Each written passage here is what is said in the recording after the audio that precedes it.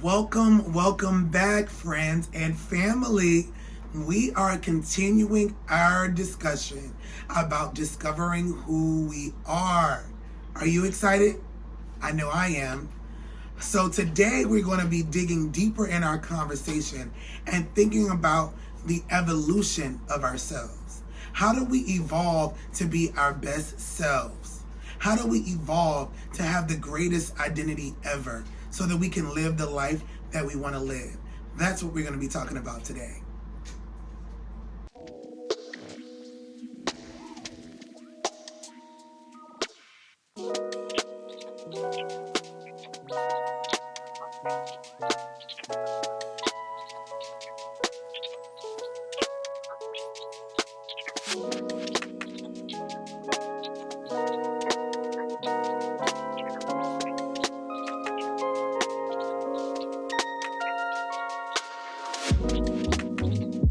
Thank you so much for joining us here on Choosing to Live Now. My name is Taneshia, and we are finishing up our series called Discovering Who We Are. This is actually part 4 of our series, and I'm super excited to talk with you today.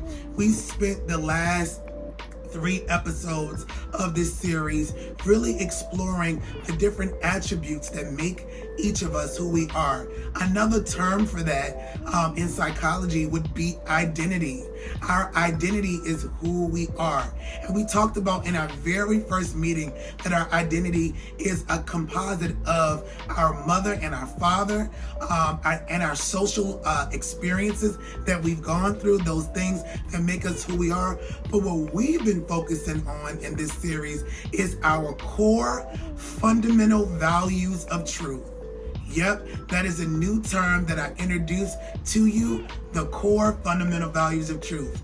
And what they are what we stand for, they're what we believe in, and they are the truths that anchor us in our lives and really dictate who we are and who we want to become.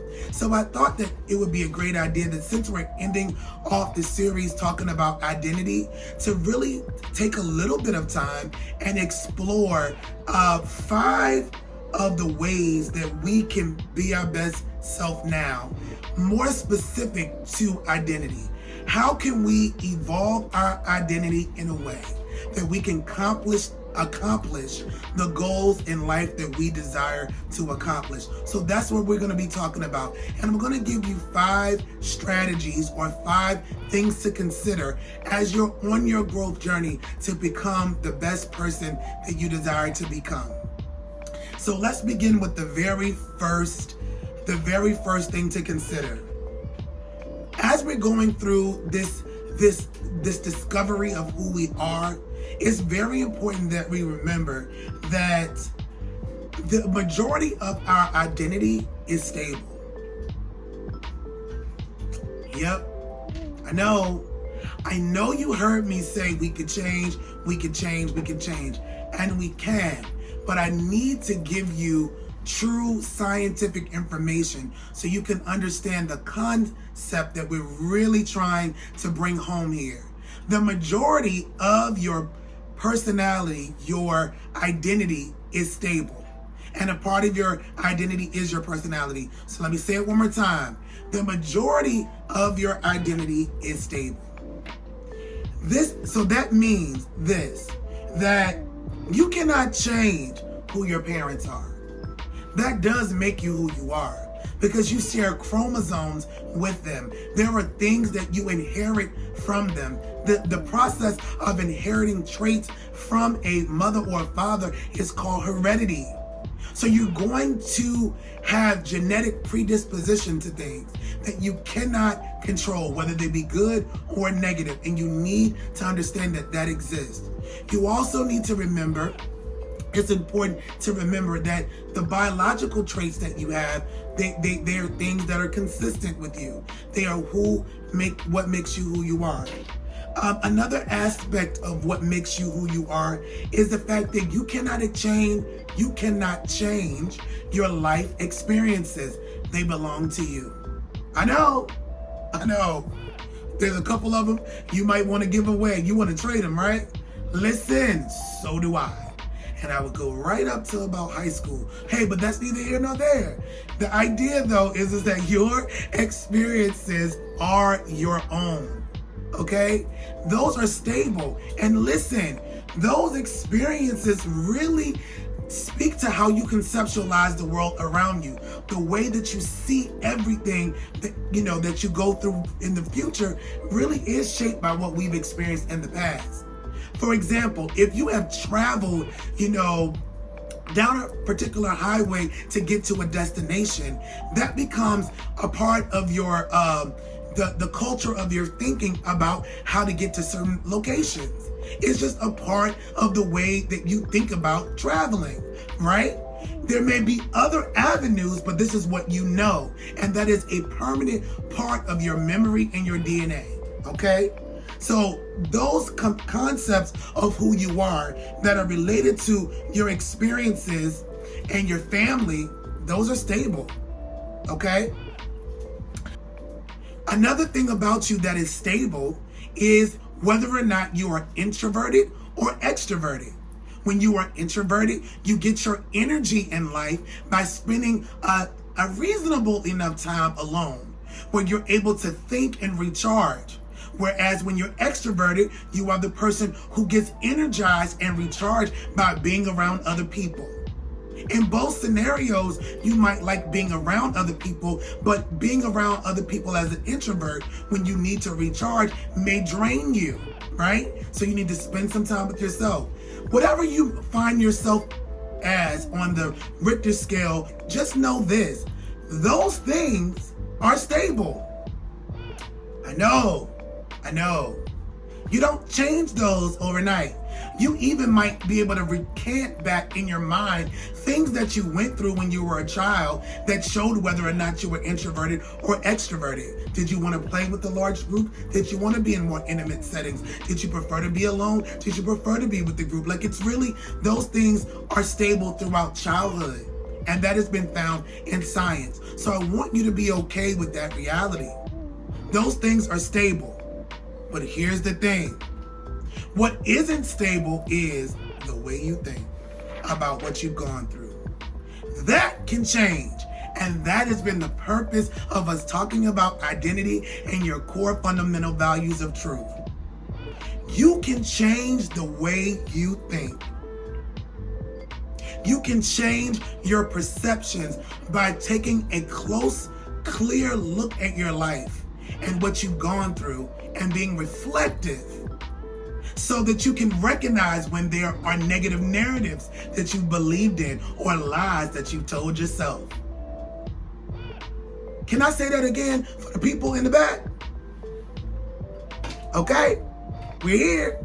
Remember, what you can change about your identity is the way you think about who you are, the family you came from, the circumstances that you've been through. You can change your negative narratives that you have heard that have been coupled with the good and positive narratives that you have about yourself. You can change the way that you think about yourself by shifting from the lies that you believe to shifting to new truths. That you can change. Because if you can manage your mind, you can manage your life. We've talked about that. All right. Here's number 2 on things to consider as we're evolving into our best self. That it is important that you lead your life with love. Yeah. I think I need to say that one for the people on the side. Can I? Okay. All right. It is important that you lead your life with love. And let me tell you why. Love is not just an emotion. It is an action word. It is not, we often talk about love as it relates to, intimate partners and loving a family member and people that we are giving love to. But there's some place that we tend to neglect. And friend, oh God, my brothers and my sisters, we tend to neglect ourselves. Oh, I've been so guilty of this. And I need to be honest with you that as I'm telling you this, it is feeding me to remember to be kind to myself. Friends and family. Leading with love means you care about yourself as well, that you love yourself. And the way that you show love for yourself is taking care of yourself.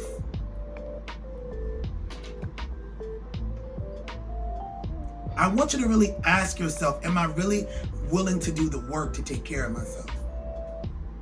And in taking care of yourself, still talking about identity, one of the greatest things to take care of yourself as you evolve into the person that you desire to be, that'll help you to meet your goals, is really dealing with the fact that there are amazing attributes about you.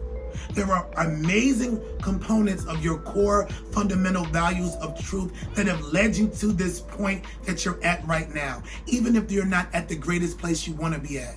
There are such great aspects of you that you've developed over time, and you need to take a moment and celebrate them. We spend so much time looking at ourselves in the mirror, talking about what we've done wrong, what mistakes that we've made, all of the things that are negative, all of the narratives that we've heard from the world around us, all of the lies that we've told ourselves. All of those things really play in our mind over and over and over again, friend and family, brother and sister, without us really taking time to reflect, and be kind to ourselves.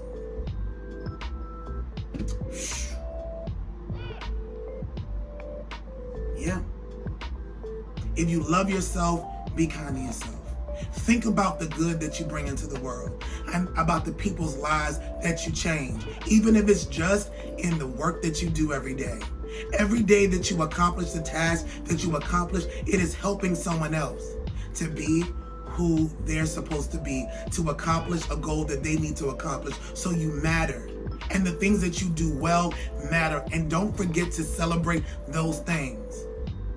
And also, while you're loving yourself, it is critically important that you become comfortable with looking at the parts of your core fundamental values of truth that are not good. The core parts of your identity, the core parts of your thinking that are negative, because they're there. I'm getting a revelation here, trying to be calm, trying not to be preachy, because you know I love Jesus and you know I'm churchy a little bit. You probably picked that up by now, and it's okay, it's the truth. You're picking up the right thing, but I'm trying to keep it calm, okay? For the purposes of you really getting this concept, because regardless of what your faith belief is, this is consistent across denomination, across faith. You have to deal with the parts of yourself that are not good. And friend, that is loving yourself, being comfortable with dealing with the parts that aren't good too. You probably, if I'll be honest with you, you might feel more comfortable dealing with the bad stuff than the good stuff. And that's where we have to change it. That's where we have to work on it. There has to be a balance between our good and the things that we need to work on. Because I'm going to be honest with you, friend, there's always things that we're going to have to work on. Always. And if you can really get comfortable with the fact that and be flexible in your thinking about yourself, you are not just who you are. You can change your mind, which can change the trajectory of your life. It can change the way you think. It can change the health in your body. It can change the movement of your life and give you joy where you might have had pain. Just because you change the way you think. Friend, family, are you hearing me? My brother and my sister.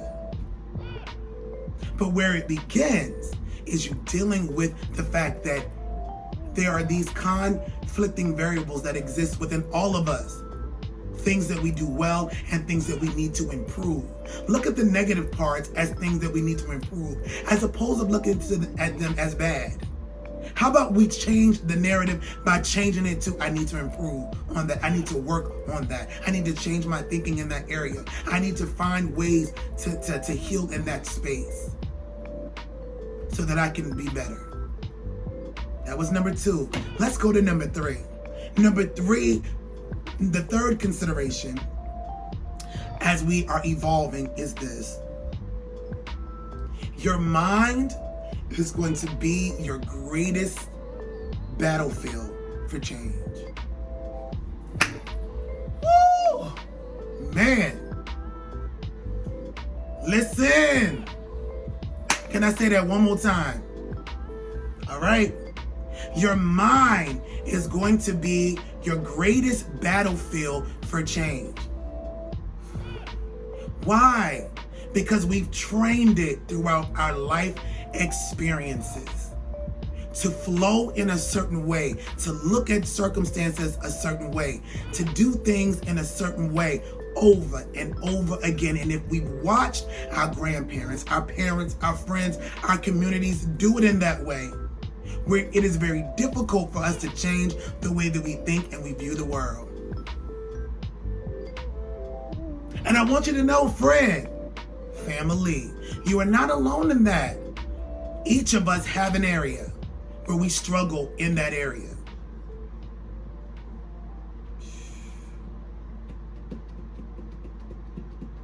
Yeah.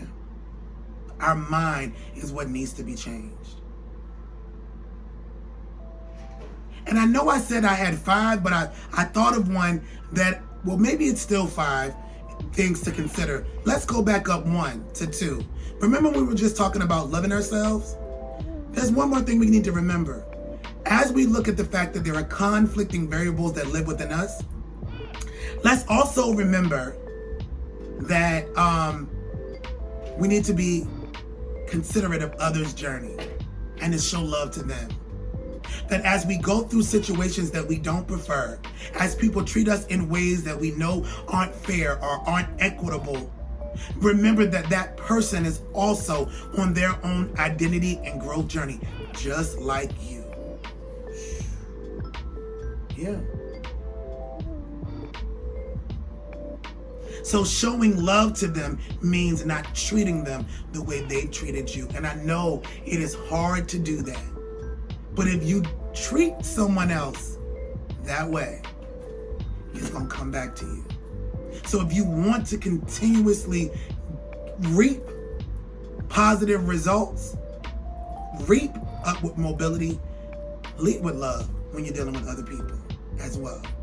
And that's going to be a part of number 2. So let's do a little quick recap. Number 1 is parts of your identity are stable. And parts of your identity can change. And the part of your identity that can change is the way you think about what you've gone through. So that was number 1, right? Number 2 is lead with love. Love for yourself and then love for others. Okay? Number 3 is the biggest battlefield you'll ever deal with is your mind. And I'm going to be honest with you. Back to number 3. Your mind has to be renewed daily. It has to be refreshed daily. Because daily we get new information in, new experiences that we go through, new circumstances that we have to overcome. So we have to renew our mind with new truth. Now you want to know how I do it? Listen, I do it with prayer. Yeah, I know. Yeah, that's how I do it. Do you pray? If you don't, it's okay. I just was curious if I was alone. Because I figure the way things is going, if I don't pray, I might just be aggressive and violent in the world. But prayer grounds me. Some people meditate. Do what you need to do to renew your mind daily. I read the Word of God, as I call it, the Bible. But whatever you do, read it. I also have a book that my friend, I was gonna show it to you guys, but I don't have it with me. It's like the Book of Positive Thinking. And each day of the week, it gives you a great little excerpt of something to think about for that day. Today, for example, it said that great things are going to happen. Look for great opportunities today. It's a change in your thought. Renew your mind with truth that you want to see. Remember how we talked about your words have power? Change your thinking by changing your words. Make the battlefield of your mind work at your benefit by changing the way you think through renewing your mind, through daily motivation, daily inspiration, daily thought processes that lead you into truth, that guide you into a space of I can be successful. I can do more. I am capable. This will be a good day. All right, number 4. Oh, this one of my favorite ones, friend. Be kind to yourself. Hey, friends, learn to be kind to yourself. Can I tell you why? Because life has ups and downs, ebbs and flows, and you're going to be great at changing those negative or false narratives about yourself and changing those lies that you tell yourself and really moving in a positive direction. And other days, your buttons will be pressed and you will do things that you've done in the past. Why? Because your muscles have memory. Your brain obviously has memory. Your body has memory. Your senses has memory. So your body is going to do what it is used to doing when you are frustrated. Didn't I just tell you? That's why you got to renew your mind in the morning before your day starts. I know, friend. Because if you don't, and that's all of us.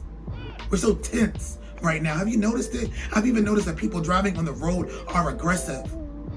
Me and one of my sisters were talking about that today, how there was an incident that she had, with an aggressive driver, and they came out of nowhere. People are so tense because they're not dealing with their what? Their losses, they're not grieving, and they're not forgiving. So everybody's just tense. And the reason why we're having this conversation with you, friends and family, is to help you go through the journey with success. Because life is what it is, but it doesn't mean that it has to change your joy, your peace, your centered focus on accomplishing your goals and living out your purpose. Number 5, change is not linear. Friends, oh friends, that was the first thing I had to learn when I became a counselor/therapist. Oh yeah. That was the first lesson that we learned in our helping skills class. That change is not linear. That means you're going to do real great, and then you're going to have some downs. Then you're going to be really, really high, and then you're going to go medium. It's going to change. Change in your life will eventually get a rhythm that is more linear as you work more diligently towards the process of making the change. Can I say that again for the people in the back? All right. As you're moving forward towards success, change is going to be a bit more linear as you continue to commit towards doing what you need to do to change, doing what you need to do to be better. And we're talking right now about change where? The mind. Because remember, we've been lying to ourselves, we've been listening to false narratives, and we've weaved them into what's good about ourselves. And we have created a cocktail of thought processes and ideologies that guide and lead our life, that keep us stuck sometimes from being able to make the goals that we desire to see happen into a reality. We have more power over our lives than we think, and it starts with the way we think. Then the way we speak, and then what we do with our experiences. If we can navigate these 5 things, we will continue to see an evolution of who we are. You are ever evolving, friend. Ever evolving. I am ever evolving. We are changing on a daily basis. While we are very stable in many ways, we are very similar to when we were younger. We are maturing, we're growing in grace daily. That's the goal. That is the goal, and it's okay. And I want to say, as I close out with you today, find a core fundamental value of truth that is not idiosyncratic. That means just individual to you, meaning it only it only serves you, because you don't live in the world alone. So yes, it needs to be idiosyncratic in that it is specific to your belief system, whatever that is. But it needs to not just serve you. You have to live with people. And one of the most important things to have positive mental health is not just that we're able to function cognitively in the world, meaning we're able to think clearly and our mind is not clogged in any way, but also our ability to socially connect with people around us. Because I know we talked about it last time. Sometimes we struggle with trusting other people, but we all need somebody. I need you. I need to know that you're living. But also, our lives are made for a purpose. They're not just for ourselves. Our lives could have been to bring our children into the earth realm so that they can live and become who they're supposed to be. Our lives could be to give a positive word and to lead with love to someone who we do not know. Everything that we talk about when we're talking about purpose is not random purpose just to have $1 million, just to be wealthy. No, it's who can we serve with our life? Who can you serve with who you are? That's why your identity matters. You have to go out and be the artist that you were called to be, because someone needs to see what you've created and be healed, because they see that you've come through so many things and your art inspires them to live and to breathe. Woo! Yes. Yes. That's why I tell you that your life has purpose. That's why I tell you that. It does. Because what you have, what you possess, I don't possess it. Your neighbor doesn't possess it.